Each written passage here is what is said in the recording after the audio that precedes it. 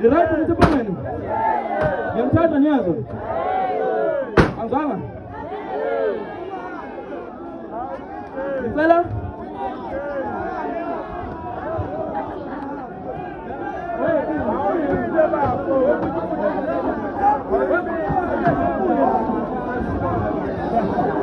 awukhuluma ukuthi banimaze ukuthi thina sala ifuthi uhabolection thini